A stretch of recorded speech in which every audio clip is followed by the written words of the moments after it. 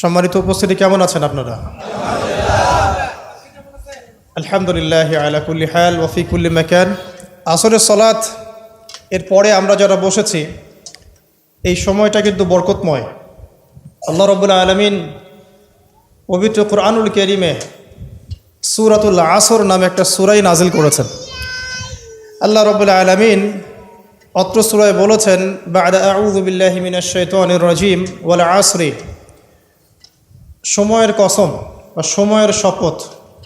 এখানে আসরের ওয়াক্তও অর্থ হতে পারে, মহাকাল অর্থ হতে পারে, সময় অর্থ হতে পারে। তো সবচেয়ে বেশি তাফসীরের কিতাবে যে অর্থটা এসেছে সেটা হলো মহাকালের কসম, সময়ের কসম। সময়ের শপথ করে আল্লাহ পাক বলছেন, ইন্নাল ইনসানা লাফি খুসর, নিঃসন্দেহে এই পুরো মানব জাতি ক্ষতির মধ্যে আছে। আল্লাহ পাক মানুষ এবং জিনকে সৃষ্টি করেছেন শুধুমাত্র তার ইবাদত করার জন্যে, ওয়ামা খালাকতুল জিন্না ওয়াল ইনসা ইল্লা লিয়াবুদুন। কিন্তু সেই আল্লাহ রাব্বুল আলামিন বলছেন যে পুরো মানব জাতি ক্ষতির মধ্যে আছে। ইল্লাল্লাযীনা আমানু, তবে মানব জাতির মধ্যে তারা ক্ষতিমুক্ত থাকবে যারা কিনা ঈমান এনেছে, এক নাম্বার। দুই, ওয়া আমিলুস সলিহাত, যারা সৎ আমল সম্পাদন করেছে। তিন, ওয়া তাওয়াসাউ বিল হাক্কি, যারা পরস্পরকে সত্যের উপদেশ দিয়েছে। চার, ওয়া তাওয়াসাউ বিস সবর, এবং যারা পরস্পরকে ধৈর্যের উপদেশ দিয়েছে। আল্লাহ সুবহানাহু ওয়া তাআলা এখানে বলছেন সময়ের কসম করে পুরো মানব জাতি ক্ষতির মধ্যে আছে। ইহকালেও ক্ষতির মধ্যে আছে, পরকালেও ক্ষতির মধ্যে আছে। তবে চারটা গুণাবলী যারা অর্জন করতে পেরেছে, তার উপর ইস্তেকামাহ বা দৃঢ় থাকতে পেরেছে, তারা ইনশাআল্লাহ তাআলা দুনিয়ার ক্ষতি এবং পরকালের ক্ষতি, উভয় ক্ষতি থেকেই মুক্ত থাকবে ইনশাআল্লাহ আযজা ওয়া জাল। সে চারটা গুণাবলীর এক নাম্বার হচ্ছে ঈমান, দুই নাম্বার নেক আমল, সৎ আমল, তিন নাম্বার সত্যের উপদেশ, হকের দাওয়াত, এবং চার নাম্বার ধৈর্য বা সবর। দেখুন, আল্লাহ রাব্বুল আলামিন সময়ের কসম করে আপনাকে আমাকে কয়েকটা মেসেজ দিয়েছেন। এক নাম্বার হচ্ছে, সময় আমাদের জীবনে খুব গুরুত্বপূর্ণ। আমাদের জীবনের সবচাইতে গুরুত্বপূর্ণ বিষয়টার নাম হচ্ছে সময়, যে বিষয়ে বর্তমান জেনারেশনের খুব একটা মাথা ব্যথা কাজ করে না। কোনো ব্যক্তি যদি তার হায়াতের, তার সময়ের মূল্য বুঝতে পারে প্রকৃত অর্থেই, সে কি কখনো ঘন্টার পর ঘন্টা রাস্তাঘাটে আড্ডা মারতে পারে? অনলাইনে সময় নষ্ট করতে পারে? চায়ের দোকানে আড্ডা পিটাতে পারে? বান্ধবীর পিছনে সময় ব্যয় করতে পারে? টিকটক নিয়ে ব্যস্ত থাকতে পারে? সময়ের মূল্য যে ব্যক্তি বোঝে, সে কি কখনো এই কাজগুলো করতে পারে? আল্লাহ পাক সবার আগে এখানে আমাকে বলছেন ওয়াল আসরি, সময়ের কসম, অর্থাৎ সময় আপনার আমার জীবনে অত্যন্ত গুরুত্বপূর্ণ এবং এই সময়টা লিমিটেড। আল্লাহ পাক একটা লিমিটেড টাইম দিয়েছেন আমাদেরকে। এই টাইমটা বাড়বেও না, কমবেও না, হয়তো বা বরকত হতে পারে বা বরকত কমে যেতে পারে। হায়াত যেটা আল্লাহ পাক দিয়েছেন, এটা কিন্তু বাড়ে না, কমে না, বরং এর মধ্যে হয় বরকত হয় অথবা বরকত কমে যায়। যখন মানুষ পাপে লিপ্ত থাকে, কন্টিনিউয়াসলি পাপ করতে থাকে, তার হায়াতের বরকত কমে যায়। আর যখন মানুষ কন্টিনিউয়াসলি নেক কাজ করতে থাকে, ভালো কাজ করতে থাকে, তার হায়াতের মধ্যে বরকত হয়। এবং বরকতময় সময়গুলো খুঁজে খুঁজে বের করে যদি কেউ আমল করতে পারে, যেমন শেষ রাত তাহাজ্জুদের সময় একটা বরকতময় সময়, ফজরের নামাজের পরের যে সুবহে সাদিকের যে সময়টুকু, ইশরাকের সময়, চাষতের সময়, এগুলো বরকতময় সময়। আসর থেকে মাগরিবের সময় বরকতময়। হজের সময়গুলোতে বরকত আছে। রমাদান মাস বরকতময় মাস। লাইলাতুল কদর এবং শেষ 10 রাত বরকতময়। জিলহজের প্রথম 10 দিন বরকতময়। আরাফা, আশুরা বরকতময়। এগুলো খুঁজে খুঁজে বের করে যে ব্যক্তি আমল করতে পারে, তার হায়াতে বরকত হবে ইনশাআল্লাহু আযজা ওয়া জাল। এক কথায় আল্লাহ রাব্বুল আলামিন সময়ের কসম কেন করছেন? আপনাকে আমাকে এটা বোঝানোর জন্যে যে সময় আমাদের জীবনে সবচেয়ে বেশি গুরুত্বপূর্ণ। যে সময়গুলো আমাদের জীবন থেকে চলে গেছে, আপনি আমি যদি 1000 রাকাত নামাজ পড়েও আল্লাহর কাছে কান্নাকাটি করি, সেটা কিন্তু আর ফিরে আসবে না। হয়তোবা আল্লাহ পাক আমাদের গুনাহগুলোকে মাফ করে দিয়ে বাকি জিন্দেগি আমাদেরকে আমল করার তৌফিক দিবেন ইনশাআল্লাহ তাআলা। কিন্তু যে সময়টুকু আমরা নষ্ট করেছি, এটা কিন্তু আর ফিরে আসবে না। আজকে যদি এই একটা লেসন নিয়ে বাসায় যেতে পারি আমরা, যে আমরা আমাদের সময়টাকে মূল্যায়ন করব, আজকের এই মাহফিলটা সার্থক।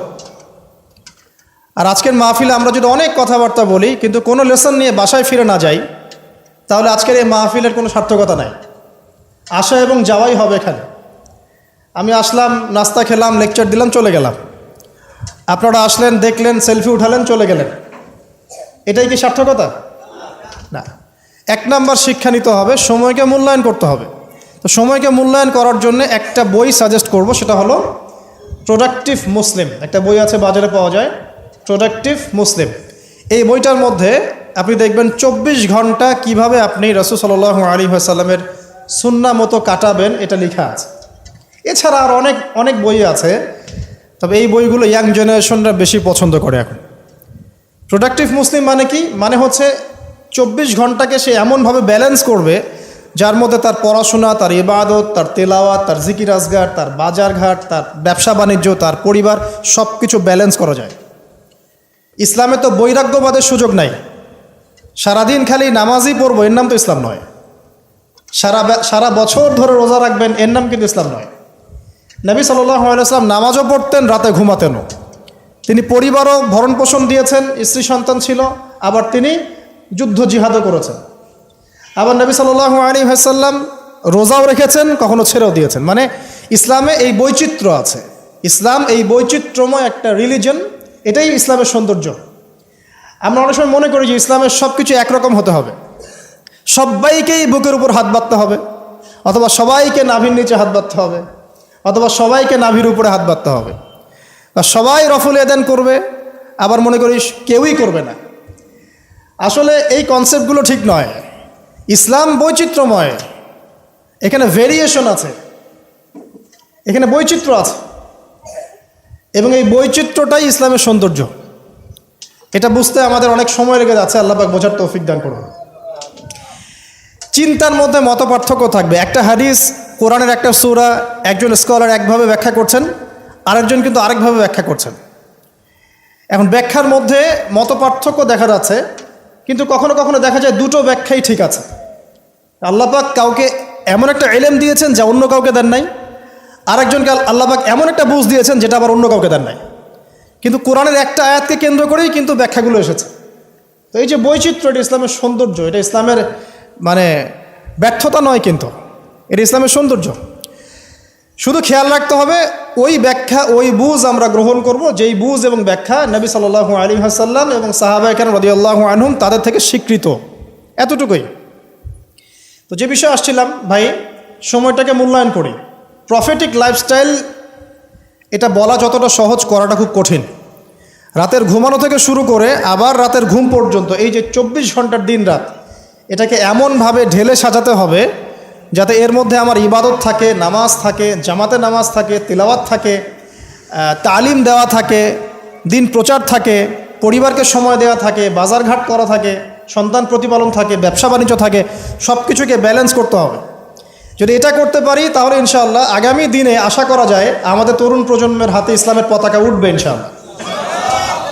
আর এখন যে লাইফস্টাইল আমরা পালন করছি আর কি, বাস্তবতায় আসেন, সেটা হচ্ছে এমন, ঘুমাচ্ছি রাত 2টা-3টায়, কারণ গার্লফ্রেন্ড তো ফোন দেয় রাত 12টার পরে, আর গার্লফ্রেন্ড ফোন দিলে তো 3-4 ঘন্টা কথা না বলে থাকা যায় না, তাই না ভাই? তার মানে ঠিক বলছেন, তার মানে এর সাথে অভ্যস্ত আছেন আপনারা। তো ঘুমাতে ঘুমাতে 3টা-4টা, উঠছেন মাশাআল্লাহ জোহরের আগে, তো ফজরটা পড়ছেন জোহরে গিয়ে, তারপরে যে আসর মাগরিব ঢিলা ঢালাভাবে যাচ্ছে, সারাদিন গায়ে কোনো এনার্জি নাই, যেহেতু ঘুম ক্লিয়ার হচ্ছে না, শরীরে শক্তি নাই। এরপরে আবার ফেসবুকিং আছে, ইউটিউবিং আছে, বন্ধুদের সাথে আড্ডা আছে, একটু সময় পাইলে স্কুল কলেজে অথবা কফি শপে অথবা চায়ের দোকানে আড্ডা মারা, আবার রাত্রেবেলা ওই যে এলাকা ভিত্তিক কিছু জায়গা থাকে আড্ডা মারার, আপনার নদীর ধারে বা রাস্তার ধারে বা ব্রিজের উপরে, দেখবেন গোল হয়ে যুব সমাজ বসে বসে লুডো খেলছে। গোল হয়ে যুবকরা বসে যে কিছু একটা করে, কি করে এটা বুঝতে আমার 1 মাস লাগছে। আমি অনেককে প্রশ্ন করছিলাম যে আসলে ওরা করে কি, যে গোল হয়ে যে বসে থাকে মাঝখানে একটা জিনিসের দিকে তাকায় আছে, কি করে আসলে। পরে একদিন নিজেই গিয়ে দেখলাম আসলে কি করে। ভাই কি করো? ওই যে ভাই ইতস্তত বোধ করছে যে আপনি আপনার ভিডিও আমরা ইউটিউবে শুনি, আপনি সেই ব্যক্তি না? যে হ্যাঁ আমি সেই ব্যক্তি। কি করো তোমরা? তো বলছে যে আমরা ভাই লুডো খেলছিলাম। তো ওখানে যে লুডো খেলে এটা আমরা বুঝতে পারি নাই আর কি। আমি অনেস্টলি বলছি যে টিকটক বলে যে কিছু একটা আছে, এটা আমি জানতাম না এতদিন। এটার নামে কোনো অ্যাপস আছে এটা আমার জানাই ছিল না, শুধু ফেসবুক এবং ইউটিউবিং জানতাম। তো দেখেন আমরা সময়গুলো প্র্যাকটিক্যালি এইভাবে নষ্ট করছি আর কি। তো যদি প্রফিটিক লাইফস্টাইলে না আসতে পারি তাহলে আল্লাহ পাকের যে শপথ ওয়াল আসরি, সময়ের কসম, এখান থেকে কোনো শিক্ষা আমরা অর্জন করতে পারছি না। 2 নম্বরে যাওয়ার আগে আল্লাহর কাছে ওয়াদা করি যে আজকে থেকে ইনশাআল্লাহ তাআলা যতদিন আল্লাহ পাক বাঁচিয়ে রাখবেন, ইনশাআল্লাহ তাআলা দেশের প্রেক্ষাপট যেমনই হোক, বিশ্বের প্রেক্ষাপট যেমনই হোক, ঠিক আছে, দেশে মহামারী নেমে আসুক, দুর্ভিক্ষ নেমে আসুক, কি হয় হোক, 24 ঘন্টার প্রফিটিক লাইফস্টাইল আমি মেনে চলবো ইনশাআল্লাহ। স্পেশালি যুব সমাজকে এই নিয়াত করতেই হবে, আদারওয়াইজ আপনারা সামনে ভয়ঙ্কর বিপদ দেখতে পারবেন। এমন ভয়ঙ্কর সিচুয়েশন আসবে যেটা কল্পনাতেও নাই এই মানব জাতির। কি আসবে সেটা নিয়ে আমি আসলে আপনাদেরকে ভয় দেখাতে যাচ্ছি না, কিন্তু আগামী বিশ্বের ভবিষ্যৎটা ভালো না। আগামী বিশ্বের ভবিষ্যৎটা মোটেই ভালো না। তো সময় এখনই আছে, মানে এই সময়টাই সময় মনে করেন, ভবিষ্যতের চিন্তা বাদ দিয়ে এইটাকেই সময় মনে করেন। আল্লাহ পাক তৌফিক এনায়েত করুন, আমিন। 2 নম্বর মেসেজ হচ্ছে আল্লাহ পাকের, সময়ের কসম করে আল্লাহ পাক বোঝাতে চাচ্ছেন যে ইতিহাস এর দিকে আপনাকে চোখ দিতে হবে। পৃথিবীর সৃষ্টি থেকে নিয়ে কিয়ামত পর্যন্ত একটা বিষয় খুব কমন, সেটা কি? যুগে যুগে যারাই আল্লাহ রাব্বুল আলামিনের তাওহীদ এবং তার নবীর সুন্নতকে অবজ্ঞা করেছে, আল্লাহ পাক কাউকে এই পৃথিবীতে স্থান দেন নাই। এই ইতিহাসটা কোরআন এবং হাদিসের পাতায় পাতায় আছে।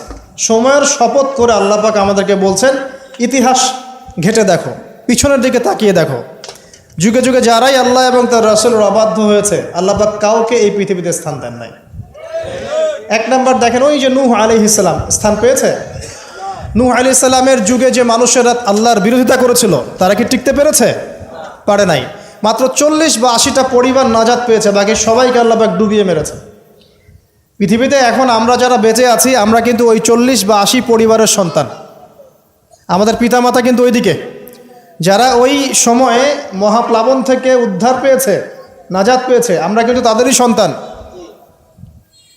আর বাকি কাউকে আল্লাহ পাক পৃথিবীতে রাখেন নাই। আল্লাহর কিচ্ছু যায় আসে না। একটা হাদিসে আছে, পৃথিবীর দাম আল্লাহর কাছে একটা মাছির পাখার সমানও না। এই যে ফয়জুল কালাম বইটা আছে, পড়ে দেখবেন। এই বইটা বাসায় রাখতে পারেন, অনেক চমৎকার একটা বই। এখানে অনেক হাদিস আছে যেটা আপনাদের জন্য খুব ইজি হবে, স্পেশালি যারা জেনারেল লাইনে পড়াশোনা করছেন।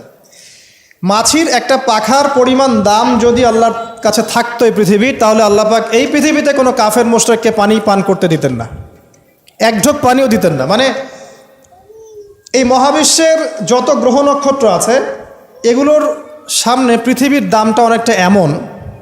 একটা উদাহরণ দিচ্ছি, সমুদ্রে গিয়েছেন কখনো? সি বিচে গিয়েছেন? কক্সবাজারে ওইদিকে গিয়েছেন কখনো? আচ্ছা, নদী তো গিয়েছেন, এই তিস্তার চরে গিয়েছেন না? মনে করেন তিস্তার চরে বিশাল চর, এই চরের মধ্যে একটা বালুর কি পরিমাণ মূল্য আছে? বালুর একটা কণার কি পরিমাণ দাম থাকতে পারে? এই পুরো মহাবিশ্বে পৃথিবীর অবস্থানটা এতটুকুই, বরং তার চেয়েও কম। পুরো মহাবিশ্বে পৃথিবীর অবস্থান এর চাইতেও কম, যতটুকু একটা বিশাল চরের মধ্যে একটা বালুর মূল্য। পুরো বিশাল সমুদ্র সৈকত, এই সমুদ্র সৈকতে একটা বালুর কোনো দাম আছে? একটা বালুর কণার? ওটা থাকলেই কি না থাকলেই কি? পৃথিবীর অবস্থানটা ঠিক এমন মহাবিশ্বে। ওই পৃথিবীতেই আমরা এখন বসবাস করছি, আর আমরা মনে করছি যে আমরা পৃথিবীতে চিরস্থায়ী হব। এই দুনিয়াটা আমাদের, এখানে যা ইচ্ছা আমরা তাই করব। এখানে পলিটিক্স করলে যা ইচ্ছা তাই করব। এখানকার অর্থনৈতিক দায়িত্ব পাইলে যা ইচ্ছা তাই করব। এখানকার সামাজিক নেতৃত্ব পাইলে যা ইচ্ছা তাই করব।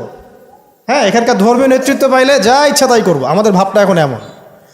অথচ পৃথিবীর মূল্য আল্লাহর কাছে একটা বালুর পরিমাণও না, একটা মাছির পাখার পরিমাণও না।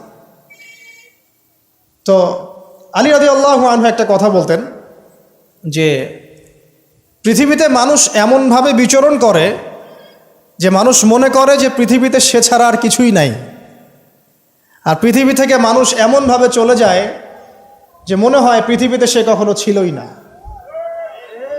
এটা আলী ইবনে আবি তালেব রাদিয়াল্লাহু আনহুর কথা। কত গভীর কথা চিন্তা করছেন। পৃথিবীতে যখন মানুষ বসবাস করে তখন মানুষের কাছে মনে হয় যে দুনিয়াটা আমাদেরই, দুনিয়াতে আমরা ছাড়া কিচ্ছু নাই, সব কিছু আমাদের, এই দুনিয়ার মালিক আমরাই। মুখে হয়তো বলে যে আল্লাহ বলে একজন আছে, কাজে কিন্তু আসলে মানে না, কাজে কিন্তু আসলে মানুষ সেটা স্বীকার করে না। কার্যত স্বীকার করলে কি মানুষ আল্লাহর হালালকে হারাম করতে পারতো? আল্লাহর হারামকে হালাল করতে পারতো? একজনকে দেখলাম বলছে যে মেয়েদের ড্রেস কতটুকু লম্বা হবে, কতটুকু খাটো হবে, ঢিলাঢালা হবে কিনা, শালীন হবে কিনা, এইসব নিয়ে কথাবার্তা বলার সময় নাই এখন। এখন যুগটা এগিয়ে যাওয়ার। তো যুগটা কি নগ্ন হয়ে এগিয়ে যাব? এই যুগে কি নগ্ন হয়ে এগিয়ে যাব? তো এই যে আল্লাহ পাকের বিধানের 5 পয়সা পরোয়া নাই। আল্লাহ পাক যেখানে বলছেন সূরা আহজাবে যে মেয়েদেরকে বলো হে নবী, তারা যখন বাড়ির থেকে বের হবে তারা যেন জিলবাব দিয়ে তাদের কাপড়টা, দেহটাকে ঢেকে নেয়। তো আল্লাহ পাকের এই আদেশের কি দাম আছে ওর কাছে? 5 পয়সা দাম আছে? আল্লাহ পাক বলছেন সুদ খেও না, যদি সুদ খাও তাহলে আল্লাহ এবং তার রাসূলের সাথে যুদ্ধের ঘোষণা শুনে রাখো। কোনো দাম আছে আল্লাহর কথার? সুদ না খেলে এই যুগে চলে? চুরি করো না, ডাকাতি করো না, জেনা করো না, আল্লাহ পাক বলছেন। দেধারসে এগুলো আমরা করছি এবং এগুলোকে স্বাভাবিকভাবে মেনে নিয়েছি, যেটা হয়। প্রত্যেক দিন খবরের কাগজ খুলবেন, দেখবেন ধর্ষণের খবর পাওয়া যাচ্ছে, পরকীয়ার খবর পাওয়া যাচ্ছে। গতকালকে একটা নিউজ দেখেছি যে মায়ের পরকীয়া দেখে ফেলায় মেয়েকে মা হত্যা করেছে। মায়ের পরকীয়া দেখে ফেলায় মেয়েকে মা শ্বাসরোধ করে হত্যা করেছে। আর কয়দিন আগে দেখলেন তো যে মাকে ছেলে আবার গুলি করে হত্যা করবে। তা বলেন কোন পৃথিবীতে বসবাস করছেন? ওয়াল আসরি দিয়ে আমি আপনাকে কি বুঝাবো? সময়ের কসম, এটার ব্যাখ্যা আমি কি করব আর আপনাকে কি বুঝাবো? এই হচ্ছে বর্তমান প্রেক্ষাপট। তো দেখুন আল্লাহ পাক সময়ের কসম করে বলছেন, যুগের পর যুগ তাকিয়ে দেখেন, যারাই আল্লাহ এবং তার রাসূলের বিধানের পরোয়া করে নাই, আল্লাহ পাক কাউকে এই পৃথিবীতে টিকতে দেননি। শুধু একটা সময় দিয়েছেন, কাউকে 100 বছর, কাউকে 1000 বছর, কাউকে 500 বছর, কাউকে 700 বছর। একদিন না একদিন আল্লাহ পাক এদেরকে ধ্বংস করে দিয়েছে। নূহ আলাইহিস সালামের পরে আসেন আদ জাতি। আদ জাতির লোকেরা অনেক লম্বা ছিল, ওই যে ওই গাছের চেয়েও লম্বা হবে। আসলে আমি বুঝাতে পারবো না। তাল গাছগুলো দেখেছেন? তাল গাছ, নারকেল গাছ, এর চাইতেও বড় বড় ছিল ওরা ফিজিক্যালি। বিশ্বাস হয় না? এমনও মানুষ ছিল পৃথিবীতে, আমরা তো এখন ছোট, লম্বা চওড়া মানুষ ছিল পৃথিবীতে, এবং তারা ছিল আদ এবং সামুদ জাতি। তার একটা কথা বলতো যে মান আশাদ্দু মিন্না কুওয়া, আমাদের চেয়ে শক্তিশালী আর কে আছে? আল্লাহ পাক বলেছেন কোরআনে যে তারা কি জানে না যে আল্লাহ তাদেরকে সৃষ্টি করেছেন তিনি তার চেয়ে বেশি শক্তিশালী? তো এরা বলতো যে আমাদের চেয়ে শক্তিশালী কে আছে? পাহাড় কেটে কেটে বাড়ি নির্মাণ করত, সৌধ নির্মাণ করত। যখন কাউকে মারতো, ওয়াইদা বাতাসতুম জব্বারিন, কাউকে পিটাইলে খুব পিটাইতো, মানে খুব উদ্ধত অহংকারী ছিল। হুদ আলাইহিস সালাম এবং সালেহ আলাইহিস সালাম তাদের নবী ছিলেন। আল্লাহ পাক নির্দিষ্ট সময় দিয়েছেন, একদিন ধ্বংস করে দিয়েছেন। বিশাল দেহের এই মানুষগুলোকে আল্লাহ পাক ধ্বংস করেছেন ঝড় দিয়ে, বাতাস দিয়ে। বাতাসে এমনভাবে উপরে দিয়েছেন যেন খেজুর গাছের ডাল উপরে পড়ে গেলে যেমনভাবে পড়ে থাকে, এরা সেভাবেই পৃথিবীতে পড়েছিল। শেষ, সমস্ত দম্ভ অহংকার সব শেষ, চূর্ণ বিচূর্ণ। সামুদ জাতির একই অবস্থা। আকাশ থেকে বজ্রপাত, এই যে বিজলি যেটা বলি আমরা, প্রচণ্ড বজ্রনিনাদ শব্দে একদিনে শেষ। কমে লুত পরস্পর ছেলে ছেলে জেনা করতো, নাউজুবিল্লাহ, যেটা এখনকার ফ্যাশন হয়ে গেছে আর কি। হ্যাঁ, আজকে দেখলাম একটা নিউজ, যে আমি আসলে নিউজ দেখতে খুব পছন্দ করি, যে একটা স্কুলের টিচার, সে নিজেও সমকামী, সে শিক্ষার্থীদেরকে পড়াচ্ছে, সে নিজেও সমকামী। তাকে সরিয়ে দেওয়ার জন্য শিক্ষার্থীরা আন্দোলন করছে। এখন এদের সংগঠনও আছে, এদের পতাকা আছে, এদের ম্যাগাজিন আছে, এরা মানবতার কথা বলে, এরা বলে যে বাক স্বাধীনতার কথা বলে। আগে ওই উইকিপিডিয়া ঘাটলে দেখবেন, আগে দেখা যেত যে সমকামিতাকে একটা রোগ বলতো মানুষ, যেটা মানসিক রোগ ইত্যাদি। এখন উইকিপিডিয়া ঘেটে দেখবেন, এখন এটাকে বলে এটা হচ্ছে বাক স্বাধীনতা। মানে বাক স্বাধীনতা, আপনি চাইলে একটা ছেলেকেও বিয়ে করতে পারেন, মেয়েকেও করতে পারেন। তো লূত আলাইহিস সালামের কওম এই কাজটা করত। এমনই অসভ্য কওম ছিল যে 2 জন ফেরেশতাকে আল্লাহ পাক 2 জন তরুণ যুবকের রূপে পাঠিয়েছেন। দুজন ফেরেশতার নাম, একজন জিবরাইল আলাইহিস সালাম, একজনের নাম মিকাইল আলাইহিস সালাম। দুজনকে পাঠিয়েছেন ওদেরকে ধ্বংস করার জন্য, কিন্তু ফুটফুটে সুদর্শন তরুণের রূপে আর কি। তো তারা এসে আশ্রয় নিয়েছেন লূত আলাইহিস সালামের বাসায়। এখন ওই কওমের লোকেরা এসে লূত আলাইহিস সালামকে বলছে যে তোমার মেহমানদেরকে ডেকে নিয়ে আসো। লূত আলাইহিস সালাম বলছে কি জন্যে? তখন তারা বলছে তুমি তো খুব ভালো করেই জানো আমরা কি জন্য এসেছি। কথা কি বুঝতে পারছেন? লূত আলাইহিস সালাম বলছেন যে হাউলাই বানাতি ইন কুনতুম ফাইলিন, আমার মেয়েরা আছে, তোমাদের যদি কোনো সৎ পুরুষ থেকে থাকো তাহলে আমার মেয়েদেরকে বিয়ে করে নাও, প্রয়োজন আমার মেয়েদেরকে বিয়ে করে নাও, তারপরে ওই খারাপ কাজে যেও না। তখন তারা বলছে যে তুমি খুব ভালো করেই জানো লূত আমরা কি জন্য এসেছি, তোমার মেয়েদের ব্যাপারে আমার কোনো আগ্রহ নাই। চিন্তা করতে পারেন? তখন লূত আলাইহিস সালাম বলছেন আলাইসা মিনকুম রাজুলুন রাশীদ, তোমাদের মধ্যে কি একটা ভালো মানুষও বাকি নাই? এরকম কম ছিল, আল্লাহর ফেরেশতাদেরকেও চাচ্ছে নিজেদের কুপ্রবৃত্তি দমন করার জন্য। আল্লাহ পাক ওই জাতিটাকে এমনভাবে ধ্বংস করেছেন। ফেরেশতা জিবরাইল আলাইহিস সালামের পাখা আছে প্রায় 600টা পাখা, 2টা পাখা দিয়ে তিনি ওই পুরো কওমকে এভাবে উঠিয়েছেন আসমানে। তারপর আসমান থেকে ওদেরকে পাথর বর্ষণ করা হয়েছে, রজম যেটা বলি আমরা। দুনিয়াতে রজম না হলে আসমানে হয়েছে রজম, পাথর নিক্ষেপ করে থেতলে দেওয়া হয়েছে, তারপরে এদেরকে উল্টে এভাবে দাফন করে দেওয়া হয়েছে। জর্ডান নামক জায়গার ডেড সি বা মৃত সাগর যেটা, ওই জায়গাটা হচ্ছে কওমে লূতের জায়গা। অনলাইনে ঘেটে দেখেন, এই জায়গায় এই কওমে লূত থাকতো সমকামী। এখন এটা মুহাম্মদ সাল্লাল্লাহু আলাইহি ওয়াসাল্লাম নিজেও বলছেন যে আমি আমার উম্মতের উপরে যে কয়টা বিষয়ে বেশি ভয় করি তার মধ্যে একটা হচ্ছে গোপন শিরক, একটা হচ্ছে লোক দেখানো আমল, একটা হচ্ছে এ উম্মতের এক শ্রেণীর আলেম তারা সমাজে ফিতনা সৃষ্টি করে বেড়াবে এবং আসমানের নিচে এরা সবচেয়ে নিকৃষ্ট শ্রেণীর মানুষ হবে। আমি ভয় করি আমার উম্মত মূর্তি পূজারী হয়ে যাবে এবং আমি ভয় করি আমার উম্মতের মধ্যে সমকামিতা ছড়িয়ে পড়বে। ছড়িয়ে পড়ছে না? এখন পড়ছে। খুব সতর্ক সাবধান থাকবে। এটা ছড়িয়ে পড়ার মূল কারণ কি? খুব কমন প্রশ্ন, আসলে কারণের দিকে আসেন, কারণটা ফাইন্ড আউট করি। জেনা যে ছড়িয়ে পড়ছে আর পরকীয়া যে ছড়িয়ে পড়ছে, সমকামিতা ছড়িয়ে পড়ছে, এর কারণটা কি কারণ? আজকে থেকে 50 বছর আগে তো এমন ছিল না। লাস্ট 50 বছরে কি হচ্ছে, এটা ছড়িয়ে পড়ছে কারণটা কি? 1 নম্বর কারণ হচ্ছে ফ্রি মিক্সিং, ছেলে মেয়ের অবাধ বিচরণ। এটা 1 নম্বর কারণ। আগে যত বেশি পর্দা রেস্ট্রিক্টেড ছিল তত বেশি এখান থেকে মানুষ সেফ ছিল। 2 নম্বর কারণ হচ্ছে যে যৌন শিক্ষার নামে আমরা মানুষকে নগ্নতা শিখাচ্ছি। 3 নম্বর কারণ হচ্ছে প্রত্যেক প্রিন্ট এবং ইলেকট্রনিক মিডিয়া যৌনতার সুরসুরি দিচ্ছে। আর তার চেয়ে বড় 4 নম্বর কারণ হচ্ছে পর্নোগ্রাফি। এটা সবার মোবাইলে এখন ফ্রি অ্যাক্সেস। যে কেউ ইচ্ছা, আলেম হোক আর জালেম হোক আর যেই হোক না কেন, সবাই বাসায় গিয়ে চুপচুপ করে পর্নোগ্রাফি দেখতে পারে। এবং যখন এটাতে মানুষ আসক্ত হয়ে যায় তখন ভিতর থেকে সে পশু হয়ে যায়। নিজের মেয়ের সাথে জেনা করতেও তার বুক কাঁপবে না। আপনি কি জানেন এখন অনেক পিতা বেরিয়েছে যারা নিজের মেয়ের সাথে জেনা করছে? খবর দেখেছেন? এটা কিভাবে সম্ভব? পর্নোগ্রাফির মধ্য দিয়ে সম্ভব। পর্নোগ্রাফি দেখতে দেখতে দেখতে দেখতে এগুলোকে মানুষের কাছে কমন মনে হচ্ছে, স্বাভাবিক। তখন কোনো মেয়ের দিকে আর সম্মানের চোখে মানুষ তাকাতে পারছে না। একটা মেয়ের দিকে সম্মানের দৃষ্টিতে মানুষ আর তাকাতে পারছে না। আর মেয়েরাও যে খুব ভালো তা না। ম্যাক্সিমাম মেয়ে দেখা যায় বেপর্দায় চলে। ওরা পছন্দ করে কেউ ওদেরকে প্রিজিং করুক, কেউ একটু ওকে লাভ লেটার দিক, কেউ টিকটক একটু নক করুক, কেউ মেসেঞ্জারে নক করুক। অনেক মেয়েরা তো অনেক বদ এখন। ভালো মেয়ে খুঁজে পাবেন কোথায়? খুবই রেয়ার, খুবই রেয়ার। ভালো মেয়ে খুঁজে পাওয়া খুবই রেয়ার। যদি আপনি নিজে পবিত্র না থাকেন আপনি পবিত্র মেয়ে খুঁজে পাবেন না। প্রিয় দিনী ভাই, আপনি যদি নিজে পবিত্র না থাকেন আপনি পবিত্র মেয়ে খুঁজে পাবেন না। বড় বড় শহরগুলোতে গিয়ে দেখেন, শপিং মলগুলোতে গিয়ে দেখেন, শপিং মল, ইউনিভার্সিটিজ, মেগা সিটিজগুলোতে গিয়ে দেখেন, মেয়েদের গেট আপগুলো দেখেন।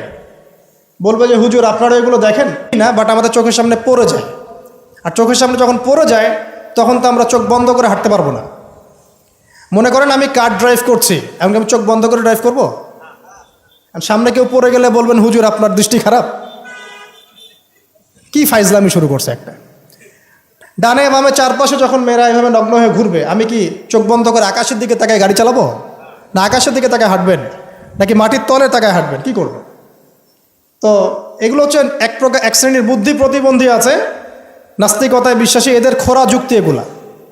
তুমি সারা দেশে এরকম নগ্নতা ছড়িয়ে বেড়াবা আর বলবা যে তোমাদের মানসিক সমস্যা, হ্যাঁ তোমাদের মনের সমস্যা, রোগটা তোমাদের মনে। আশ্চর্য বিষয়, সুবহানাল্লাহ। তো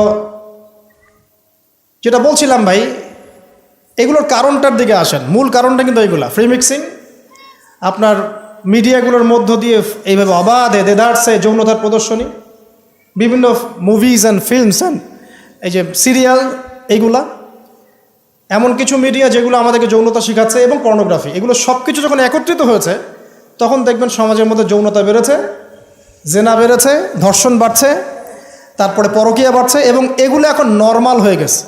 মানে এগুলো নর্মাল, মানুষ সবাই মেনে নিছে যে এটা হয়, এমনই আসলে।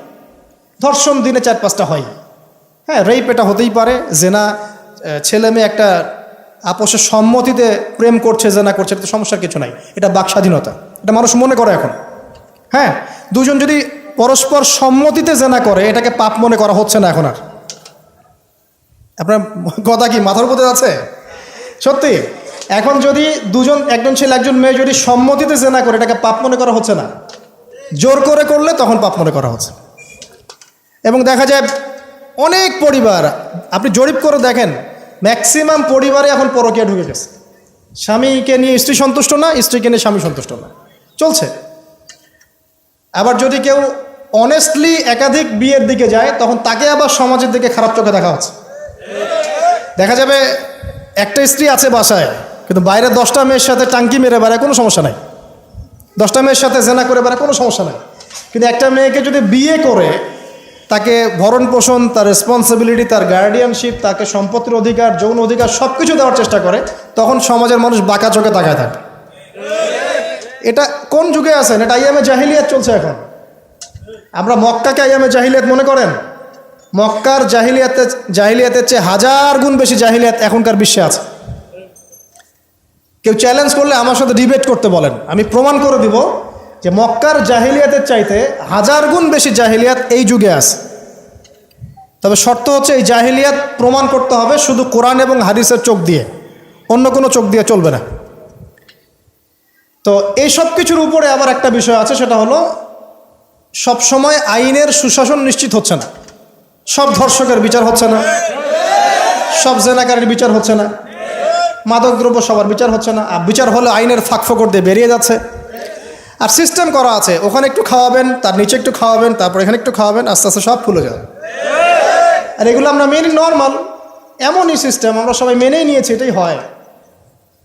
এই যে মেনে নেওয়ার ট্রেন্ড, এটা করতে করতে করতে আমরা এখন চরম রকম জাহেলি একটা সমাজে বসবাস করছি। এই সময়ের কসম আল্লাহ পাক আপনাকে করছেন, ওয়াল আসর, এই সময়ের কসম। মানে কোন সময় আপনি বসবাস করছেন নিজেই চোখ দিয়ে দেখেন। সময়কে চিনতে শিখুন, ইতিহাস পড়তে শিখুন। ইতিহাসের সময়ের যুগে যুগে যারা আল্লাহর আইনের বা আল্লাহর বিধানের বিরোধিতা করেছে ওদের কি পরিণত হয়েছে দেখুন, আর সময়কে মূল্যায়ন করুন। এভাবে আদ সামুদের কথা বললাম, কওমে লুতের কথা বললাম, এই যে কওমে শুআইব, একই অবস্থা, মাপে কম দিত, আল্লাহ পাক ভূমিকম্প দিয়ে ধ্বংস করে দিয়েছে, মানুষকে ঠকাতো। শুআইব আলাইহিস সালামের কওম যেভাবে মানুষকে ঠকাতো, এখনকার IMF আর ওয়ার্ল্ড ব্যাংক মানুষকে এইভাবে ঠকায়। এটা আপনি বুঝবেন না যদি ইন্টারন্যাশনাল ইকোনমিক্স মনিটারি সিস্টেম সম্পর্কে পড়াশোনা না করেন। সুদের জালে ফেলে দরিদ্র দেশগুলোকে একদম গলায় রশি ধরে টেনে ফেলে দিবে, হ্যাঁ, সুদের মধ্য দিয়ে। এবং পুরো ওয়ার্ল্ডটাকে এভাবে সাজিয়েছে, এর বাইরে কেউ বের হতে পারবে না। তারপরে ওরা ইন্দোনেশিয়াকে ইকোনমিক স্যাংশন দিয়ে দিয়েছে। ইন্দোনেশিয়া আস্তে একটা ভালো অবস্থান থেকে হঠাৎ করে ধাপ করে পড়ে গিয়েছে। যখন টার্কি এখান থেকে বের হওয়ার চেষ্টা করেছে, ওকে স্যাংশন দিয়ে দিয়েছে। ভেনিজুয়েলা যখন বের হওয়ার চেষ্টা করেছে, ওকে স্যাংশন দিয়ে দিয়েছে। মানে এরা শুআইব আলাইহিস সালামের ওই কওমের মতোই পুরো মানব জাতিকে অর্থনৈতিক দাসত্বের দিকে নিয়ে গেছে। শুআইব আলাইহিস সালামের কওমের পরে কি? ফিরআউনের কওম, মুসা আলাইহিস সালাম। ফেরাউন ছিল বিশ্বের সবচেয়ে প্রতাপশালী নেতা, যে নিজেকে এক পর্যায়ে বলেছিল যে আনা রব্বুকুমুল আ'লা, আমি তোমাদের মহান রব, তাই না? সে বলেছিল যে আমি তোমাদের জন্য যা ভালো মনে করি আমি তাই করি, এবং আমি তোমাদেরকে সরল পথ দেখাই। এটা ফেরাউনের স্টেটমেন্ট, এটাও কিন্তু ফেরাউনের স্টেটমেন্ট। তো সে নিজেকে এক পর্যায়ে রব দাবি করে, এবং আল্লাহ পাক তাকে ক্ষমতা দিয়েছিলেন, দীর্ঘ হায়াত দিয়েছিলেন, ওকে জুলুমের ক্ষেত্রে আল্লাহ পাক অবকাশ ছাড় দিয়েছিলেন। এক পর্যায়ে সে মনে করলো যে তাকে ধরার কেউ নাই, কিন্তু আল্লাহ রাব্বুল আলামিন একটা সুযোগের অপেক্ষা, জাস্ট একটা সুযোগের অপেক্ষা, সেটা হলো মূসা আলাইহিস সালামকে ধাওয়া করছে ফেরাউন এবং তার দলবল লোহিত সাগরের কাছে আসলো। ফেরাউন এদিকে দাঁড়িয়ে আছে, মূসা আলাইহিস সালাম এবং তার সাথীরা পার হয়ে গেল। ফেরাউনও পার হতে গিয়ে আল্লাহ পাক সবাইকে সদল বলে ডুবিয়ে দিলেন। একদিনের ব্যাপার। আল্লাহ পাক ওয়াল আসরি, সময়ের কসম করে এদিকে আমাদেরকে তাকাতে বলছেন। ইতিহাস ঘেটে দেখো, ফেরাউনের মতো বড় যারা স্বৈরাচারী ছিল তারাও টিকতে পারে নাই, পেরেছে? পারে নাই। নমরুদের কথা আপনারা জানেন, বিশাল প্রতাপশালী, তাকে আল্লাহ পাক লম্বা হায়াত দিয়েছিলেন। ইব্রাহিম আলাইহিস সালামকে কত পরীক্ষায় না ফেললো, আগুনে পর্যন্ত ফেলেছে। ইব্রাহিম আলাইহিস সালাম বলেছেন হাসবি আল্লাহ ওয়া নি'মাল ওয়াকিল, হাসবি আল্লাহ ওয়া নি'মাল ওয়াকিল, নি'মাল মাওলা ওয়া নি'মান নাসির। আল্লাহ রাব্বুল আলামিন ইব্রাহিম আলাইহিস সালামকে বিজয় দিলেন ও নমরুদকে আল্লাহ পাক ধ্বংস করে দিলেন। কোথায় যাবেন? ঈসা আলাইহিস সালামের কওমে আসেন। যারা ঈসা আলাইহিস সালামকে মেনে নিয়েছে নাজাত পেয়েছে, যারা মেনে নেয় নাই কিয়ামত পর্যন্ত আল্লাহ পাক ওদেরকে লানত করে রেখে দিয়েছে। ওরা কারা? ওরা ইহুদিরা, জিউসরা। তো লম্বা করছি না, একটা বিষয়ের দিকে ফোকাস করেন। সময়ের কসম বলতে আল্লাহ পাক আপনাকে বর্তমান সময়টাকে চিন্তা করতে শেখাচ্ছেন। কারণ আপনি আমি যে সময় আছি সে সময় নিয়ে ভাবতে হবে। 1, 2 সময়কে মূল্যায়ন করতে হবে। 3 অতীতের সময়গুলোর দিকেও তাকাতে হবে, যে অতীতে কখন কার কি পরিণত হয়েছে, কি কারণে হয়েছে। এখান থেকে শিক্ষা নিয়ে সামনের দিকে পথ চলতে হবে। আর সামনের সময় কেমন? সামনের সময় আরও ভয়ঙ্কর। যত দিন যাবে কিয়ামতের যে আলামতগুলো বাকি আছে সেগুলো আস্তে আস্তে চোখের সামনে দেখা যাবে। 10টা বড় বড় আলামত এখনও দেখা যাচ্ছে না, বাকি ছোট ছোট যত আলামত আছে তার 100টার মধ্যে 99টাই দেখা যাচ্ছে। সামনের সময় কেমন বলছিলাম, যে 10টা বড় বড় সাইন দেখা যাচ্ছে না, বাকি 100টার মধ্যে 99টাই দেখা যায়। কি কি দেখা যাচ্ছে কয়েকটা বলি। উঁচু উঁচু বিল্ডিং দেখা যায়, উঁচু উঁচু বিল্ডিংয়ের প্রতিযোগিতা দেখা যায়। সমাজের নিম্ন শ্রেণীর মানুষ, রাখাল শ্রেণীর মানুষ উঁচু উঁচু অট্টালিকা নির্মাণের প্রতিযোগিতা করছে, দেখা যায়।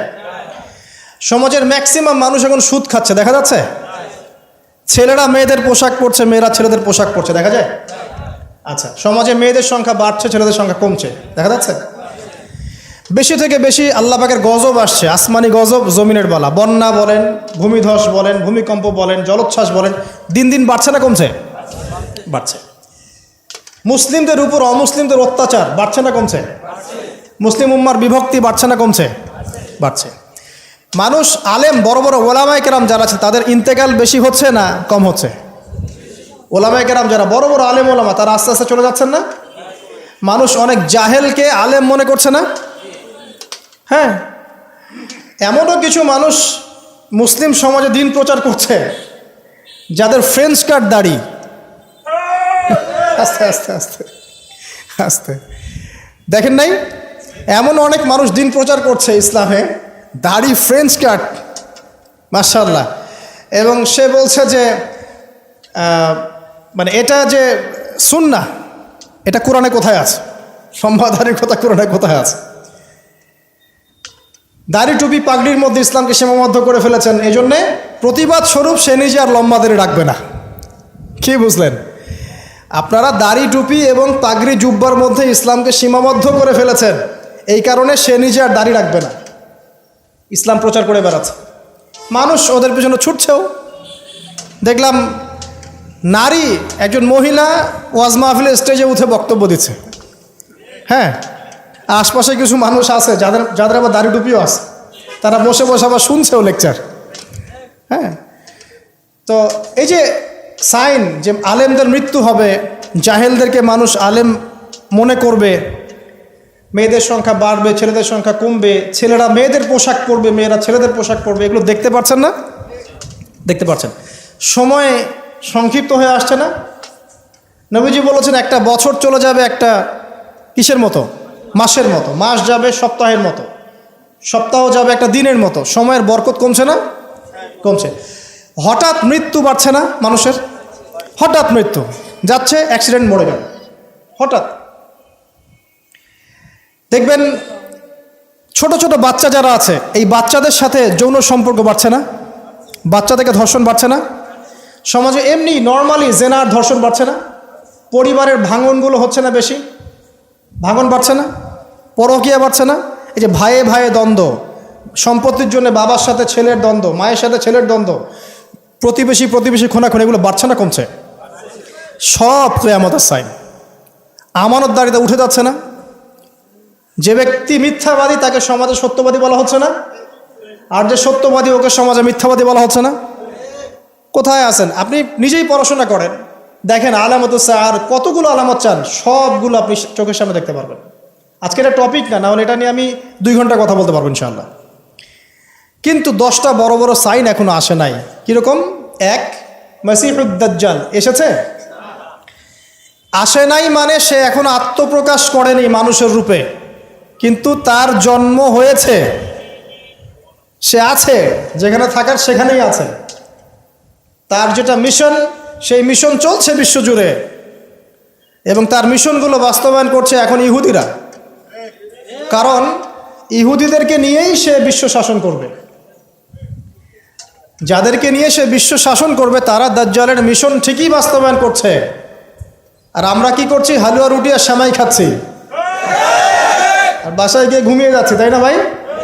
একদিন হালুয়া রুটি বলেছিলাম তো কিছু মানুষ আমাকে খুব ধোয়া ধুয়েছে অনলাইনে, এজন্য এখন আমি হালুয়া রুটি বলতে চাই না, এখন বলি আমরা বিরিয়ানি খাচ্ছি আর ঘুমাচ্ছি। দেখেন দাজ্জাল কিন্তু পৃথিবীতে আছে। কোথায় আছে, তার মানে সে কোন গোত্রের হবে ইত্যাদি ইত্যাদি, তার দেহের গঠন কেমন হবে, চুল কেমন হবে, চোখ কেমন হবে, সব কিছু হাদিসে বলা আছে। মাসিহুদ দাজ্জাল নিয়ে আমি আলাদা একটা খুতবা বা লেকচার ইনশাল্লাহ দিব। কিছু মানুষ আছে দেখলাম দাজ্জাল কোথা থেকে বের হবে এই নিয়ে খুব আলোচনা। আমি বলেছি অনেক দিন আগের একটা লেকচারে যে দাজ্জাল জেরুজালেম থেকে বিশ্ব শাসন করবে। 5 বছর আগেও এই কথা বলেছি, ইনশাল্লাহ জীবনের শেষ পর্যন্ত এই কথা বলবো। দাজ্জাল জেরুজালেম থেকে সারা বিশ্ব শাসন করবে। এখন সে খুব লেখা লিখছে না, এখানে খোরাসানের কথা এসেছে, এখানে ইস্পাহানের কথা এসেছে, ইত্যাদি ইত্যাদি। তো পণ্ডিত মশাইকে একটা কথা বলতে চাই, দাজ্জাল কোথা থেকে বের হবেন এই কথাটা আমি বেশি জানি, আপনি বেশি জানেন, না নবী মুহাম্মদ সাল্লাল্লাহু আলাইহি ওয়াসাল্লাম বেশি জানেন? বলেন কে বেশি জানেন? আচ্ছা, দাজ্জাল মক্কা মদিনায় ঢুকতে পারবে? পারবে না। আচ্ছা, দাজ্জাল মক্কা মদিনায় ঢুকতে পারবে না। দাজ্জাল কোত্থেকে বের হবেন সেটা আমাদের নবীজি সবচেয়ে বেশি ভালো জানেন, এই তো। তারপরেও নবী সাল্লাল্লাহু আলাইহি ওয়াসাল্লাম ইবনে সাইয়্যিদ নামক একজন ব্যক্তিকে মদিনায় মসিহুদ দাজ্জাল মনে করতেন, এবং অনেক সাহাবী তাকে মসিহুদ দাজ্জাল মনে করতেন। সহিহ মুসলিমে অনেকগুলো হাদিস আছে, পড়ে দেখেন যে নবী সাল্লাল্লাহু আলাইহি ওয়াসাল্লাম ইবনে সাইয়্যিদকে ইনভেস্টিগেট করছেন আড়াল থেকে। ইবনে সাইয়্যিদকে ডেকে বলছেন যে তুমি কি দেখো? সে বলছে যে আমি তো সিংহাসন দেখি। তো নবীজি বলছেন তোমার সিংহাসন কোথায়? সে বলছে সিংহাসন সমুদ্রের উপরে। তখন নবীজি বলছেন তুমি তো শয়তানকে দেখেছো, তুমি শয়তানকে দেখেছো। এরপরে নবীজি বলছেন তুমি কি বিশ্বাস করো যে আমি মুহাম্মদ শেষ নবী? ইবনে সাইয়্যিদ বলছে আপনি কি বিশ্বাস করেন যে আমি নবী? কথা বুঝতে পারছেন? কথা বুঝতে পারছেন না? নবীজি মনের মধ্যে একটা শব্দ গোপন করলেন। শব্দটা ছিল দুখান। কি নাম? সূরা দুখান আছে না? দুখান। দুখান শব্দটা মনের মধ্যে গোপন করে ইবনে সাইয়্যিদকে বলছেন যে বলো দেখি আমি মনের মধ্যে কি শব্দ গোপন করে রেখেছি। তখন ইবনে সাইয়্যিদ কি বলল জানেন? বলল দুখ। দুখ রহস্যময় ক্যারেক্টার না একটা? ওমর রাদিয়াল্লাহু আনহু বলছেন যে ইয়া রাসূলুল্লাহ আপনি আমাকে অনুমতি দেন, এর গর্দানটা আমি উড়াই দিই। তখন নবী সাল্লাল্লাহু আলাইহি ওয়াসাল্লাম বলছেন যে না, যদি সে, শোনেন স্টেটমেন্টটা শোনেন, যদি ইবনে সাইয়্যিদ সত্যি দাজ্জাল হয়ে থাকে, তাহলে তুমি তাকে হত্যা করতে পারবে না, কারণ তার হত্যা লেখা আছে ঈসা আলাইহিস সালামের হাতে। ঠিক আছে? আর যদি সে দাজ্জাল না হয়ে থাকে, তাহলে নিরপরাধ ব্যক্তিকে হত্যা করার মধ্যে কোনো সার্থকতা নাই। এই যে যদি সে দাজ্জাল হয়ে থাকে, এই চান্সটা নবী সাল্লাল্লাহু আলাইহি ওয়াসাল্লাম কেন নেবেন? অথচ ঘটনাটা মদিনার, যে মদিনায় দাজ্জাল ঢুকতে পারবে না। ব্যাপারটা কি রহস্যময় নয়? এত সহজেই দাজ্জালের কনসেপ্ট নিয়ে এত আলোচনা করা যায় না। দু চারটা হাদিসকে মিলালেই সব কিছুর কনক্লুশন আসে না। দাজ্জালের খুরুজ একটা জিনিস, ওর জন্ম নিয়ে আর একটা জিনিস। সে পৃথিবীতে আছে, সৃষ্টির শুরু থেকেই আছে। স্বয়ং নূহ আলাইহিস সালাম যখন নবী ছিলেন, তখন নূহ আলাইহিস সালামও তার কওমকে দাজ্জাল সম্পর্কে সতর্ক করেছেন। তো নূহ আলাইহিস সালামের যুগে সে কোথায় ছিল? এটা কি চিন্তার বিষয় নয়? আবার তামিম দাড়ি দেখে আসছেন দ্বীপের মধ্যে, তাকে বাধা অবস্থায়। হাদিস আছে না? আছে। এখন একটা হাদিসের মধ্যে যে আছে যে দাজ্জাল ইরাক এবং শাম এর মাঝামাঝি একটা রাস্তা থেকে বের হয়ে আসবে, এটা একটা হাদিস। আরেকটাতে আছে ইস্পাহান থেকে বের হয়ে আসবে। ইস্পাহান কিন্তু এখন ইরানের মধ্যে, ঠিক আছে? আরেকটা হাদিসে আছে খোরাসান থেকে বের হয়ে আসবে। আপনি কিভাবে মেলাবেন? আবার নবীজি এখানে মদিনার মধ্যে ইবনে সাইয়্যিদকে বলছেন যে ওমর, সে যদি দাজ্জাল হয়ে থাকে তুমি তাকে মারতে পারবে না। ব্যাপারটা কি রহস্যজনক না? অনেক চেইন মিলাতে হবে এখানে, একটা দুটা হাদিস দিয়ে আমি কনক্লুশন আসতে পারবো না। আরেকটা বিষয় বলি, ওই যে শাম এবং ইরাকের মাঝখানের রাস্তার কথা আসছে, এই জায়গাটা এখন ইসরায়েলের আন্ডারে পড়েছে। অথচ যেই সময় হাদিসটা বলা হচ্ছিল তখন কিন্তু ইসরায়েল রাষ্ট্রের অস্তিত্ব ছিল না। যখন দাজ্জাল সংক্রান্ত এই শাম ইরাকের হাদিস বলা হচ্ছে, তখন ইসরায়েল রাষ্ট্রের জন্মও হয় নাই। এর জন্ম তো হয়েছে 1914 সালে, 17 সালে, 45 সালের দিকে এসে। তাহলে ওই যে ইস্পাহান খোরাসান যেগুলো বলছেন, এমনও হতে পারে অদূর ভবিষ্যতে ইসরায়েল ওই জায়গাগুলো দখল করে ফেলবে, হতেই পারে। সিরিয়ার ওই উপত্যকা কি ইসরায়েলের ছিল আগে? মিশরের গোলান ওদের ছিল আগে? আস্তে আস্তে তারা এক্সটেন্ড করেছে। তো এত সহজে একটা হাদিস যে একটা কনক্লুশনে এসে অনলাইন ধুয়ে দেওয়ার মধ্যে কোনো সার্থকতা নাই। তো এই মুফতি সাহেব বা ওনাকে জিজ্ঞাসা করেন দাজ্জালের পণ্ডিতকে, তাহলে খোরাসান থেকে যদি দাজ্জাল বের হবে আর ইস্পাহান থেকে বের হবে, তাহলে মদিনায় নবী সাল্লাল্লাহু আলাইহি ওয়াসাল্লাম ইবনে সাইয়্যিদকে কেন দাজ্জাল মনে করছেন? এই প্রশ্নের উত্তর আগে শুনে আসতে পারেন, এর কি উত্তর দেয়। এটা নিয়ে আরও ডিটেলস কথা আছে। আমি বললাম যে একটা দুইটা হাদিস দিয়ে এগুলো আমি বোঝাতে পারবো না, আমার মিনিমাম 1 ঘন্টা সময় লাগবে। আল্লাহ পাক এই বিষয়গুলো নিয়ে আমাদেরকে গভীর গবেষণার তৌফিক দান করুন। এতটুকু জেনে রাখেন, সে এই বিশ্ব শাসন করবেই এবং 40 দিন সে বিশ্বটাকে ম্যাসাকার করবে। তার 1 হাতে জান্নাত 1 হাতে জাহান্নাম, মানে এটা সত্যিকারের জান্নাত জাহান্নাম নয়, এটা রূপক অর্থে। মানে যে তার আনুগত্য করবে সে তাকে প্রোগ্রেস দিবে, যে তার আনুগত্য করবে না ধ্বংস।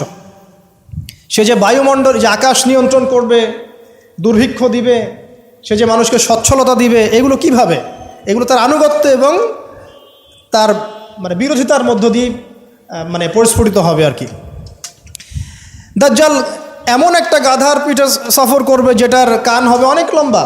তো এই গাধা মানে কি সত্যিকারের গাধা? তাহলে গাধা কি আকাশে উড়বে? আর কিছু প্রোটেস্ট্যান্ট মার্কা মুসলিম আছে, এরা মনে করেন না গাধা মানে সত্যিই গাধা। এমন গাধা আসবে যে গাধা চড়ে আকাশে সফর করা যাবে। আসলে কি এখানে গাধা কি গাধাই বোঝানো হয়েছে? দাজ্জালের হাতে রুটির পাহাড় থাকবে। কিছু মানুষ মনে করে রুটির পাহাড় মানে আসলে রুটির পাহাড়। আসলে কি রুটির পাহাড়? মানে খাবারের নিয়ন্ত্রণ। এগুলো বোঝার জন্য কি আপনার পিএইচডি করার দরকার আছে? তো অনেক ডেপথ এই সাবজেক্টটা, এটাকে আপনাকে খুব গভীরভাবে পড়তে হবে। চলুন, এই সাইনটা এখন দেখা যাচ্ছে না, সে এখনও আত্মপ্রকাশ করে নাই, অচিরেই করবে। তবে এতটুকু জেনে রাখেন, সে আত্মপ্রকাশ করলে জিউসদেরকে নিয়ে সারা বিশ্ব সে শাসন ঠিকই করবে। তবে আল্লাহ পাক তাকে এবং পুরো জিউসদেরকে ওই জেরুজালেমে ধ্বংস করবেন কিভাবে? ঠিক যেভাবে আল্লাহ পাক ফেরাউন এবং তার দলবলকে ধ্বংস করেছেন লোহিত সাগরে। একই সুন্নাহ, সেম সুন্নাহ আল্লাহ পাক অ্যাপ্লাই করবেন। আল্লাহ পাক সবর করেছেন, ধৈর্য ধরেছেন, সবগুলাকে এক জায়গায় এনেছেন লোহিত সাগরে। তারপর 1 দিনের মধ্যে ফেরাউন আর তার দলবলকে ডুবিয়ে দেন। একই সুন্নাহ, আল্লাহ পাক সবাইকে জেরুজালেমে একত্রিত করছেন, এক জায়গায় একত্রিত করছেন ঈসা ইবনে মারিয়ামের হাতে, ইমামুল মেহেদির হাতে এই সমস্ত জালেমদের পতন এক মুহূর্তে হয়ে যাবে ইনশাআল্লাহ। এটা হবে সামনে, এটা দেখা যাচ্ছে না। আর কি, ইয়াজুজ আর মাজুজ দেখতে পাচ্ছেন না, 3টা বড় বড় ভূমিকম্প দেখতে পাচ্ছেন না। আর কি পাচ্ছেন না? ইয়েমেনের আগুন দেখতে পাচ্ছেন না, দাব্বাতুল আরদ দেখতে পাচ্ছেন না, ঈসা আলাইহিস সালামের আগমন দেখতে পাচ্ছেন না। মানে এই যে বড় বড় সাইনগুলো, এগুলো আপনি দেখতে পাচ্ছেন না। বাকি সব ছোট ছোট আলামতগুলো দেখতে পাচ্ছেন না? দেখতে পাচ্ছেন। এটা আপনার সময় সামনে অপেক্ষা করছে। আল্লাহ রাব্বুল আলামিন এখন কি বলছেন, যে এই সময়ের কসম করে আল্লাহ পাক বলছেন সবাই আমরা ক্ষতির মধ্যে আছি। আমরা যে ক্ষতির মধ্যে আছি এটাকে বোঝার আর বাকি আছে? পারিবারিকভাবে, ধর্মীয়ভাবে, ইকোনমিক্যালি, আপনার পলিটিক্যালি আমরা যে ক্ষতির মধ্যে আছি বোঝার কি বাকি আছে? পুরো বিশ্বটাই ক্ষতির সম্মুখীন। কিন্তু আল্লাহ পাক একটা শর্ত দিচ্ছেন বা একটা উপায় বলে দিচ্ছেন যে এই 4টা কাজ যদি তোমরা ঠিকঠাক মতো করতে পারো ইনশাআল্লাহ, তোমরা ক্ষতি থেকে বেঁচে থাকবে ইনশাআল্লাহ তাআলা। আমরা দোয়া করি আল্লাহ পাক আমাদের সবাইকে এই 4টা কাজ সঠিকভাবে করার তৌফিক ইনায়াত করুন, আমিন। কোন 4টা কাজ? 1 নাম্বার, ঈমান, ইল্লাল্লাযীনা আমানু। ঈমান কাকে বলে এটা জানি তো আমরা, নাকি? কয়টা পিলার ঈমানের? ইসলামের 5টা, ঈমানের 6টা। ঈমানের 6টা পিলার কি কি বলেন? 1 নাম্বার কি? আল্লাহর প্রতি বিশ্বাস। তারপরে ফেরেশতাগণের প্রতি বিশ্বাস। 3 নাম্বার, আসমানি কিতাবসমূহের প্রতি বিশ্বাস। তারপরে রাসূলগণের প্রতি বিশ্বাস, পরকালের জীবনের প্রতি বিশ্বাস, আর ভাগ্যের ভালো মন্দের প্রতি বিশ্বাস। এই 6টা হচ্ছে ঈমানের পিলার। এই 6টাকে মনে বিশ্বাস করতে হবে, মুখে স্বীকার করতে হবে এবং কাজেও বাস্তবায়ন করতে হবে। আল্লাহ পাক তৌফিক দান করুন, আমিন। এটা হলো ঈমান। যারা ঈমানদার হবে তারা ইনশাআল্লাহ ক্ষতি থেকে বেঁচে থাকবে। 2, ওয়া আমিলুস সলিহাত, যারা সৎ আমল করবে, নেক আমল করবে। সৎ আমল, নেক আমল কি জিনিস? এক কথায় উত্তর হচ্ছে নবী সাল্লাল্লাহু আলাইহি ওয়াসাল্লামের সুন্নাহই হচ্ছে নেক আমল। সিম্পল। তিনি যেভাবে নামাজ পড়েছেন সেভাবে পড়বেন, যেভাবে যাকাত দিয়েছেন সেভাবে যাকাত দিবেন, যেভাবে হজ করেছেন, ওমরা করেছেন, সাদাকা করেছেন, তেলাওয়াত করেছেন, জিকির করেছেন, ঠিক সেভাবে করবেন। নবী সাল্লাল্লাহু আলাইহি ওয়াসাল্লাম যেভাবে পরিবার চালিয়েছেন, ব্যবসা করেছেন, চাকরি করেছেন, চাকরি তিনি করেন নাই, মানে মুআমালাত ডিল করেছেন, সেভাবে করবেন। মানে জীবনের প্রতিটা কাজ নবী সাল্লাল্লাহু আলাইহি ওয়াসাল্লামের সুন্নাহ মতো করাই হচ্ছে আমলে সালেহ। তো আমরা বেশি বেশি আমলে সালেহ করার চেষ্টা করব। আল্লাহ পাক তৌফিক ইনায়াত করুন। এরপরে হচ্ছে ওয়াতাওয়াসাউ বিল হক, পরস্পরকে হকের দাওয়াত দেয়া। তো হকের দাওয়াতটা কি জিনিস? হকটা কি এটাকে শিখতে হবে। হক মানে এক কথায় কোরআন এবং সুন্নাহ। কোরআন এবং সুন্নাহর বাইরে হকের কোনো মানদণ্ড আছে? সত্য মিথ্যার কোনো মানদণ্ড আছে? কোনো কিছু যদি কোরআন সুন্নাহর সাথে মিলে যায় সেটাকে গ্রহণ করতে কোনো আপত্তি আছে? না। কিন্তু কোনো কিছু যদি কোরআন সুন্নাহর সাথে না মিলে বিপরীত হয় তাহলে কি সেটা মানবেন? মানবেন না। এই হলো হকের মানদণ্ড। ওয়াকুলিল হাক্কু মির রাব্বিকুম, হক তোমার রবের পক্ষ থেকে আসে। কোরআন এবং সুন্নাহর সাথে যা মিলে যাবে সেটা মেনে নিতে আমাদের কোনো আপত্তি নাই, কারণ কোরআন এবং সুন্নাহই হচ্ছে হকের একমাত্র মানদণ্ড। সত্য মিথ্যা, ন্যায় অন্যায়, হক বাতিলের চূড়ান্ত মানদণ্ড কি? কোরআন এবং সুন্নাহ। এটাই হলো হক। এর দাওয়াত যারা প্রদান করে, এই দাওয়াতটা আপনি একটা ফাউন্ডেশনের থ্রু দিয়েও করতে পারেন, একটা রাষ্ট্রের মাধ্যমে করতে পারেন, একটা শিক্ষা প্রতিষ্ঠানের মাধ্যমে করতে পারেন, একটা সামাজিক সংগঠনের মাধ্যমে করতে পারেন। যেভাবেই হোক আপনি হকের দাওয়াতটা মানুষের কাছে প্রচার করবেন। এটা হচ্ছে ওয়াতাওয়াসাউ বিল হক, পরস্পরকে সত্যের উপদেশ দেয়া। আরেকটা কি? ওয়াতাওয়াসাউ বিস সবর, পরস্পরকে ধৈর্যের উপদেশ দেয়া। মানে হকের সাথে ধৈর্যের সম্পর্ক, দাওয়াতের সাথে ধৈর্যের সম্পর্ক। কারণ ইসলামের বিজয় রাতারাতি হয় না, সবর করতে হয়। একদিনেই ইসলামের বিজয় হয় না, এক রাতে হয় না, সবর করতে হয়, লেগে থাকতে হয়, কন্টিনিউয়াসলি কাজ করতে হয়। আস্তে আস্তে সুপরিকল্পিতভাবে একটা নির্দিষ্ট লক্ষ্যকে সামনে রেখে আগালে পরে ইনশাআল্লাহ আজ্জা ওয়া জাল দেখবেন ইসলামের বিজয় একদিন না একদিন হবেই ইনশাআল্লাহ। আর এটা যে হবেই এই বিষয়ে কোনো সন্দেহ নাই। আজ হোক আর কাল হোক, ইসলাম এই পৃথিবীতে চিরস্থায়ী হবে। সর্বশেষ যে বিষয়টা কিয়ামতের আগে ঘটবে সেটা হলো ঈসা ইবনে মারিয়ামের হাতে পুরো বিশ্বব্যাপী দ্বীনের খেলাফা। এটা ঈসা আলাইহিস সালামের হাতে আল্লাহ পাক করাবেন ইনশাআল্লাহ তাআলা। এবং বিশ্বের বিভিন্ন জায়গায় মুসলিমদের মধ্যে এই যে হকের যে ব্যাপারটা বললাম, কোরআন এবং সুন্নাহ, এর এস্টাবলিশমেন্ট হবে ইনশাআল্লাহ আজ্জা ওয়া জাল। এটা চিরায়ত হয়ে গেছে, লিখিত হয়ে গেছে। কোথায়, কবে, কার মাধ্যমে, কিভাবে হবে এটা আল্লাহ পাক জানেন, আমরা কেউ জানি না। কিন্তু এতটুকু জানি যে ইসলাম ছিল, ইসলাম আছে, ইসলাম থাকবে, এবং ইসলাম সর্বশেষ রিলিজন যেটা সারা বিশ্বকে ডিল করবে, সারা বিশ্বের বিষয়গুলোকে নিয়ন্ত্রণ করবে ইনশাআল্লাহু আযজা ওয়া জাল। মাঝখানের এই সময়টুকুতে আমাদের কি করণীয়? 1 নাম্বার, সময়কে মূল্যায়ন করা। 2 নাম্বার, প্রকৃত ইমানদার হওয়ার চেষ্টা করা। 3, বেশি বেশি করে শতামল করার চেষ্টা করা। 4 নাম্বার, হকের দাওয়াত প্রচার করা। 5 নাম্বার, ধৈর্য ধরা এবং নির্দিষ্ট লক্ষ্যকে সামনে রেখে সামনের দিকে এগিয়ে যাওয়া। আল্লাহ পাক আমাদের সবাইকে এই তৌফিক এনায়েত করুন, আমিন। আজকের মতো আমরা এখানে শেষ করছি। সবাই দোয়া পড়ি, সুবহানাকা আল্লাহুম্মা বিহামদিক, আশহাদু আল্লা ইলাহা ইল্লা আনতা, আস্তাগফিরুকা ওয়া আতুবু ইলাইক। আসসালামু আলাইকুম ওয়া রাহমাতুল্লাহি ওয়া বারাকাতুহু।